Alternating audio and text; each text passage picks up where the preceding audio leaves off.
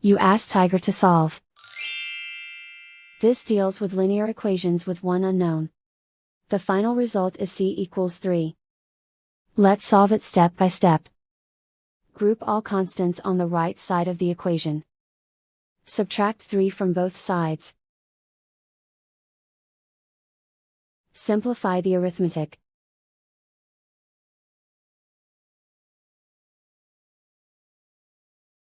Isolate the c. Divide both sides by 5. Simplify the fraction. Find the greatest common factor of the numerator and denominator. Factor out and cancel the greatest common factor. And so the final result is c equals 3.